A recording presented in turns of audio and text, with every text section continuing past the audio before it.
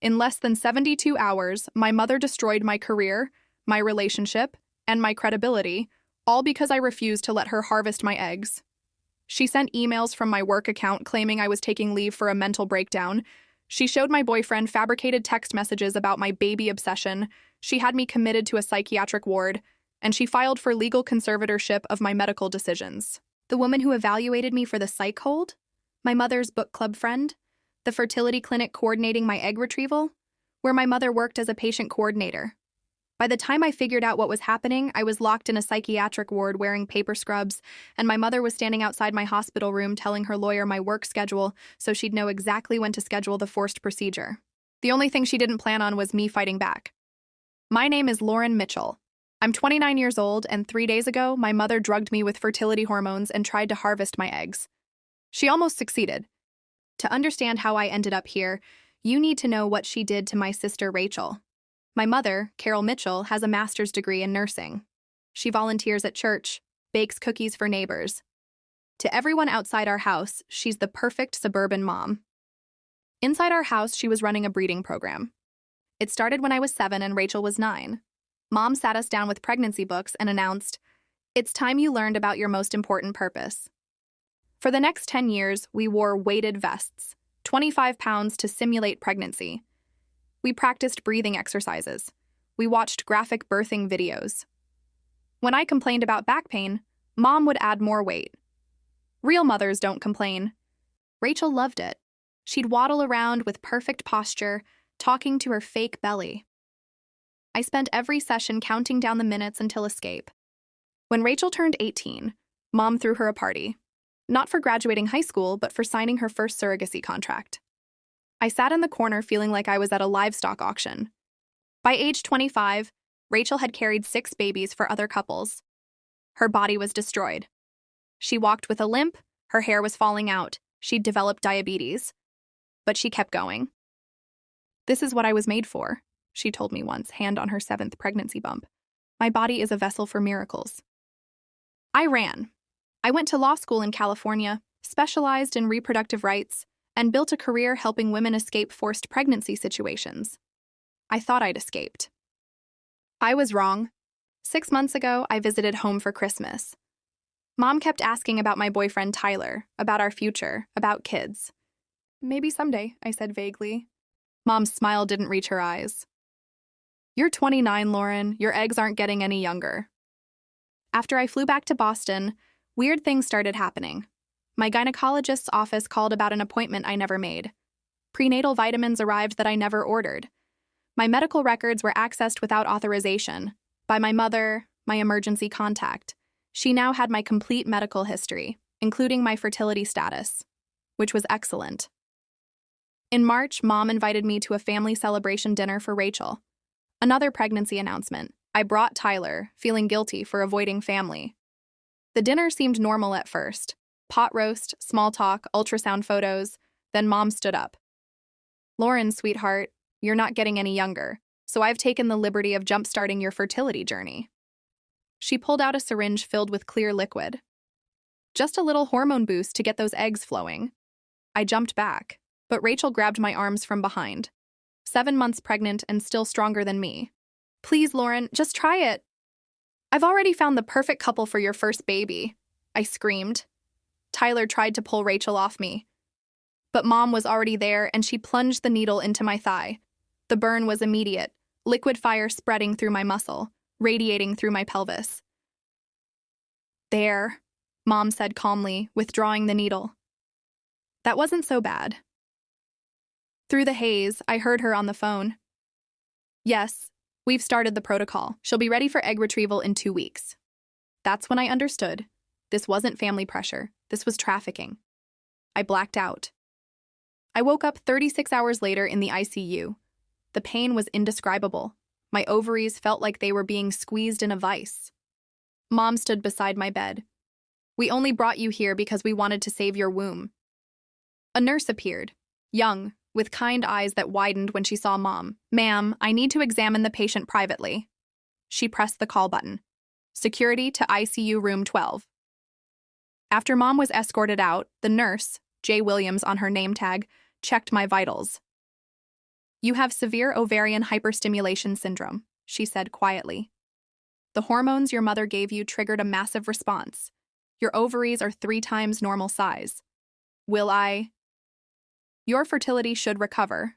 But Lauren, what your mother did is criminal assault. She called Detective Marcus Hayes from the Domestic Violence Unit. He arrived 20 minutes later and listened to my story. This isn't the first complaint about forced fertility treatments, he said grimly. There's been a pattern involving a clinic called New Beginnings Fertility Center. Your mother, does she work in the medical field? My stomach dropped. She's a patient coordinator at New Beginnings. Over the next 72 hours, I watched my mother systematically dismantle my life. Messages poured into my phone. Sorry to hear about your breakdown. Your mom told us about the fertility struggles. I checked my work email. A message had been sent from my account at 3 a.m. while I was unconscious. I'll be taking indefinite leave to address fertility issues. The emotional toll has become overwhelming. My family is helping me get treatment. I tried to log in to retract it. My password had been changed. Tyler arrived looking uncertain. Your mom said you've been obsessing about having a baby. Rachel showed me text messages you sent her about wanting kids. I never sent those. Tyler, she drugged me. She's trying to steal my eggs. He looked at me for a long moment. I want to believe you. But Lauren, your sister was crying. Your mom seems genuinely concerned. He left without promising to come back. That night, a psychiatrist arrived. Dr. Helen Keating, 50s, expensive suit, sympathetic smile. Lauren, your mother has requested a psychiatric evaluation. Given the hospitalization and concerning behaviors, I think it's warranted. For the next hour, every answer I gave was twisted. Career over children? Defensive rejection of maternal instincts. Work helping women escape forced pregnancy? Projection of internal conflicts.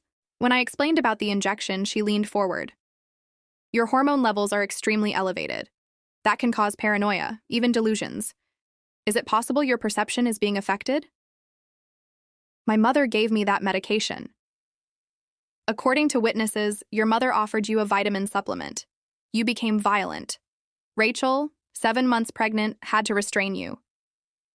I stared at her, realizing the trap. They'd built a narrative where I was unstable, where mom was the concerned parent, where my entire version was hormone-induced psychosis. I'm recommending a 72-hour psychiatric hold, Dr. Keating said. With therapy, we can help you work through these fertility-related delusions. After she left, I called Nurse Williams, the only person who'd believed me. Lauren, listen carefully, she said. Don't eat or drink anything they give you. Don't sign anything. And check your phone's location settings. Someone's been tracking you. I found an unfamiliar app with admin access and deleted it. Then I heard shouting in the hallway. Through my door's window, I saw Nurse Williams being escorted out by security, carrying a box of belongings. She'd been fired. The message was clear. Anyone who helped me would pay the price. The psych ward was everything you'd imagine. Fluorescent lights, locked doors, hollow-eyed patients shuffling in paper scrubs. They took my clothes, my phone, everything. An intake nurse showed me a court order I'd never seen, an emergency order giving my mother temporary medical authority, filed at 6 a.m. and approved before I was even awake. My mother had been 3 steps ahead this entire time. The first group therapy session, the therapist explained to everyone, Lauren is working through fertility-related trauma. Sometimes women who deeply want children develop defense mechanisms. I said nothing. Every word would be used against me. By lunchtime, I'd made a decision. The only way out was through strategic compliance. If I kept fighting, they'd medicate me into submission. But if I gave them the breakthrough they expected, I might get released before Mom's conservatorship hearing. The hearing was Friday at 2 p.m. Today was Wednesday. I requested a session with Dr. Keating. I want to apologize, I said, letting my voice shake. The hormones messed with my head, made me paranoid. Her pen paused. Go on. I've been so jealous of Rachel, watching her help families while I'm still empty. The words tasted like poison. My career in reproductive rights? It's really about controlling what I can't have. Dr. Keating leaned forward, typing furiously. This is excellent progress. By the end of the hour, I'd convinced her I'd had a breakthrough. I'd like to tell your mother, she said. I'd like that too, I lied. Mom arrived with a suitcase full of maternity clothes and a journal titled My Fertility Journey, with pages already filled in handwriting that almost matched mine. Oh, sweetheart, she said, crying. I knew you'd come around. I let her hug me, fighting every instinct to push away. The egg retrieval is rescheduled for next Tuesday, Mom said. Dr. Martinez says your ovaries need another week to recover. That evening, I convinced a nurse to let me use the computer to research egg donation. Instead, I logged into my personal email. 5 minutes. That's all I had. I emailed Sarah Chen, a colleague specializing in conservatorship law. Subject: urgent, need help. Involuntary psych hold. Mother filed for conservatorship. Hearing Friday 2 p.m. Suffolk County. Please contest. We'll try to be there. Then I found the court filing. My mother's petition claimed I was gravely disabled due to fertility-related psychological distress. The supporting documents were comprehensive. Dr. Keating's evaluation, fake text messages, Instagram posts, character references describing my instability. I memorized the case number and cleared the browser history just as a nurse approached. Thursday morning, Dr. Keating had news. I'm recommending immediate release. Your mother has arranged for you to meet Dr. Martinez at New Beginnings this afternoon at 2 p.m. for the egg retrieval consultation. Friday at 2 p.m. was the conservatorship hearing. Thursday at 2 p.m. was the clinic appointment. Mom was making sure I wouldn't be at that hearing. Could I stop by my apartment first? I asked. I'd like to shower, change clothes. This is such an important day. I want to look my best. That worked. Mom picked me up at 9 a.m., flowers in hand. She drove me to my apartment but insisted on coming inside. While she busied herself rearranging my bookshelves, I locked myself in the bathroom and called Sarah Chen. Lauren, the hearing is tomorrow at 2. I'll be there, I whispered. Check my work computer. There's a folder labeled Personal Research. Everything's documented. Contact Detective Marcus Hayes. He's been investigating. Mom knocked. Everything okay? Just nervous, I called back. I hung up and emerged to find Mom holding up the maternity dress. I put it on, feeling like I was wearing a costume for the final act. We arrived at New Beginnings at 1:30 p.m. Mom filled out paperwork while I watched the clock. 1:45. 2-way. 2:15. Lauren Mitchell? A nurse called. This was it. I need the restroom first, I said. Instead of turning left toward the bathroom, I turned right toward the exit. Ran. Behind me, Mom shouted my name. I didn't stop. My rideshare was waiting 3 blocks away, exactly where I'd arranged. Suffolk County Courthouse, I gasped. As fast as you can. I burst into courtroom 4C at 2:47 p.m., still in the maternity dress, breathing hard. Mom sat at the petitioner's table, her face going white, then red. She's supposed to be at the clinic. Mom half stood. Judge Patricia Morrison peered over her glasses. Ms. Mitchell, are you here of your own free will? Yes, Your Honor. I'd like to contest this conservatorship petition. Mom's lawyer presented their case. Dr. Keating's evaluation, the psychiatric hold, my violent episode, fake text messages, Instagram posts showing my supposed baby obsession. Ms. Mitchell has constructed an elaborate persecution fantasy rather than accept her fertility struggle, he concluded. Then Sarah presented our evidence. This isn't mental illness, Your Honor. It's systematic reproductive trafficking. She laid out the timeline. Mom's unauthorized access to my medical records, forged signatures, the pattern of coerced women at New Beginnings, Detective Hayes' investigation, hair follicle tests showing the fertility drug Follistim in my system, never prescribed without extensive consent. Mrs. Mitchell works at New Beginnings Fertility Center, Sarah said. She has access to medications and vulnerable patients. Her daughter isn't her first victim, just the first with resources to fight back. Sarah placed 5 affidavits on the judge's bench, sworn statements from other women Mom had coerced. Judge Morrison read them in silence. Then she looked at me.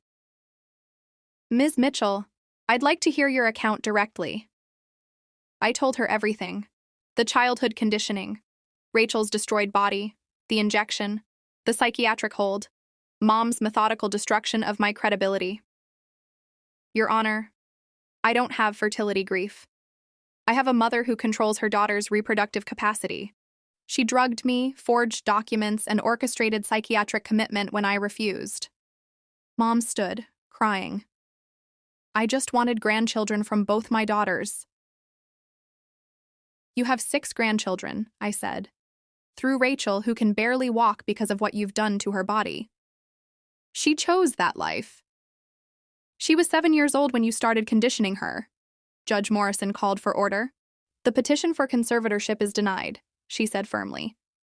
Furthermore, I'm issuing an immediate restraining order. Mrs. Carol Mitchell, you are to have no contact with your daughter. She continued. I'm also ordering a full investigation into New Beginnings Fertility Center. As the gavel fell, I felt something release in my chest. Outside, Detective Hayes approached me. We've been building a case for 6 months. Your testimony gave us what we needed for a warrant. We're executing it tomorrow. Tyler found me by his car, looking devastated. Lauren, I'm so sorry. I should have believed you. They're good at what they do, I said. Can I help? Whatever you need. I need somewhere to stay. Mom has my apartment keys. Stay with me, as long as you need. Over the next 3 weeks, everything unraveled. New Beginnings was shut down. The medical director was arrested. Mom was fired, her nursing license suspended. Rachel went into early labor at 32 weeks. They saved the baby, but told her unequivocally, no more pregnancies. Another would kill her. I tried to visit her, but she refused. Her husband David met me instead. She blames you for Mom losing her job, for everything. I didn't do this to her. Mom did. I know. He rubbed his face. The doctor said she needs hip replacement surgery. She's only 26, but she says there's no point. If she can't carry babies, what's the use of fixing her body? He looked at me with red-rimmed eyes. That's not normal, is it? No, I said gently. It's not. 2 months later, I was back at work, heading up their new reproductive coercion division. My first case represented 3 women from New Beginnings. We won. I started a nonprofit, Reproductive Autonomy Defense Network. We help women escape forced pregnancy situations. Tyler and I took things slowly. Trust takes time to rebuild. But he showed up, and that counted. Then, 3 months after everything, an unknown number called. Aunt Lauren, it's Maddie, Rachel's oldest daughter. My heart clenched. Is everything okay? Mom's in the hospital for surgery, but Grandma keeps visiting, saying once Mom heals, she can try one more pregnancy. And Aunt Lauren? Her voice dropped to a whisper. Grandma talks to me sometimes, about when I'm older, about how I have good birthing hips, about how I could help families someday. Ice flooded my veins. How old are you now, Maddie? 8. The same age Rachel and I were when it started. Maddie, listen carefully. What Grandma is saying isn't okay. Your body is yours. You decide what happens to it. Always. Really? Really. If Grandma keeps talking like that, tell your dad or call me. Okay. Aunt Lauren, I want to be a scientist when I grow up. Is that okay? Tears pricked my eyes. That's more than okay. That's wonderful. I called Detective Hayes and reported it. Then I called David. He was horrified, promised to keep Mom away from the kids. A year later, a letter arrived. Rachel's handwriting. Lauren, I'm not ready to forgive you. Maybe I never will be, but I need you to know something. After surgery, when they told me I couldn't carry anymore, I felt like my life was over. Mom kept saying we could find ways around it. But David asked if I even knew who I was without pregnancy. And I realized, I don't. I'm 26, and I have no idea who Rachel is beyond being an incubator. I started therapy, real therapy. The therapist used a word, enmeshment. She said I'd been conditioned since childhood to equate worth with fertility, that what happened to us was abuse. I'm not ready to call it that, not yet, but I'm starting to see that maybe you weren't crazy for running away. Maddie asks about you. She says you told her she could be a scientist. She talks about it constantly now. I don't know if we'll ever have a relationship, but I wanted you to know. I'm trying to figure out who I am beyond what mom made me. R. I read it 3 times, crying through all of them. I wrote back saying I was proud of her for starting therapy, that I'd always be here if she needed me. I didn't know if she'd write again, but I'd left the door open. 2 years has passed, and I'm 31 now. Tyler and I got married, small ceremony, no family. We've talked about kids and decided maybe someday, or maybe not. The point is, it's our choice. New Beginnings was shut down permanently. Mom's nursing license was permanently revoked. She moved to Florida. Rachel and I text occasionally. She sent photos when Maddie won her school science fair. She's taking college biology classes online. She says she wants to understand what was done to her body. David got a restraining order keeping Mom away from the girls after Maddie told her teacher that Grandma had been showing her birthing videos. Maddie is 10 now and wants to be a marine biologist. Her sister Emma wants to be an astronaut. They have choices. My nonprofit has helped 47 women escape forced pregnancy situations. I have a photo on my desk. Maddie at her science fair holding her blue ribbon. In the background, Rachel in her wheelchair, smiling at her daughter with something that might be hope. The cycle isn't broken. Maybe it never fully will be, but it's cracking. And sometimes cracks are how the light gets in. People ask if I regret not having a relationship with my mother, if I feel guilty for destroying her career. The answer is no. Because families like mine teach you that love means sacrifice. That to be a good daughter, you give pieces of yourself away. That boundaries are selfish and resistance is betrayal. But real love doesn't demand you destroy yourself to prove your worth. Real love doesn't drug you and forge your signature and call it help. I didn't ruin my family by fighting back. My family was already ruined by a woman who saw her daughters as breeding stock instead of human beings. I just refused to keep pretending everything was fine. And if that makes me the villain in my mother's story, I can live with that. Because in my own story, the one where I decide what happens to my body, my life, my future, I'm finally free.